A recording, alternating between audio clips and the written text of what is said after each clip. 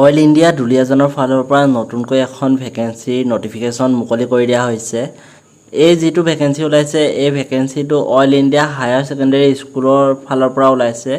ইয়াত আপোনালোকে কোনো ধৰণৰ এক্সাম দিব নালাগে। ইয়াত PGT বহুতকেইটা ভেকেন্সি মুকলি হৈছে। ইয়াত আপোনালোকে জাষ্ট যাব লাগিব, গৈ পিনি ইণ্টাৰভিউ এটা দিব লাগিব। যদিহে ইণ্টাৰভিউ আপোনালোকৰ ভাল হয় তেতিয়াহ'লে আপোনালোকে এই ভেকেন্সিত জব পাই যাব।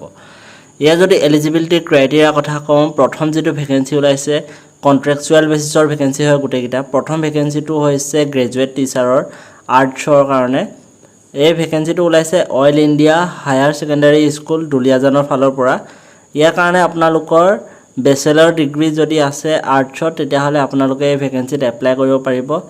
আৰু ইয়াত এটা কথা কৈছে ইংলিছ আৰু আছামিজ দুইটা জনাটো ডিজাইৰেবল বুলি কৈছে। যদিহে আপোনালোকে ইংলিছ জানে তেতিয়াহ'লে আপোনালোকক বেছি প্ৰিফাৰেঞ্চ দিয়া হ'ব। ইয়াৰ মিনিমাম বয়সৰ সীমা 18 বছৰ দিছে আৰু মেক্সিমাম আপোনালোকৰ জেনেৰেল কেণ্ডিডেটৰ কাৰণে 45 বছৰ দিছে।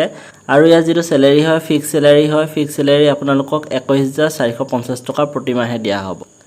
দ্বিতীয় যিটো ভেকেন্সি ওলাইছে সেইটো কণ্ট্ৰেকচুৱেলে হয়, গ্ৰেজুৱেট টিচাৰ ফিজিকেল এডুকেশ্যনৰ।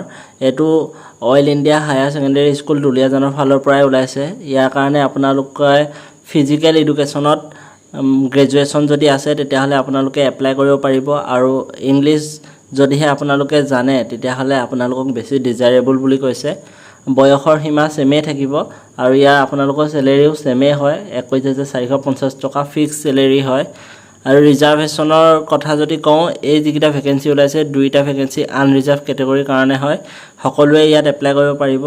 বাকী চিলেকশ্যন ক্ৰাইটেৰিয়াৰ কথা যদি কওঁ, 100 মাৰ্কৰ এটা পাৰ্চনেল এছেছমেণ্ট হ'ব, য'ত নেকি আপোনালোকক কোনো এটা বিষয় দিব, সেই বিষয়টো আপোনালোকে বুজাই দেখাব লাগিব আৰু আপোনালোকক তাৰ 100 নম্বৰ থাকিব। আৰু ইয়াৰ ভিতৰত যদি আপোনালোকে 50 পায় তেতিয়াহ'লে আপোনালোকে কোৱালিফাই কৰিব।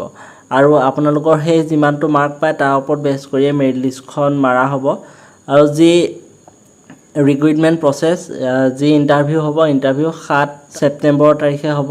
আৰু ইয়াৰ যি লোকেশ্যন দিছে Duliajan club Oil India limited দুলীয়াজানত হ'ব।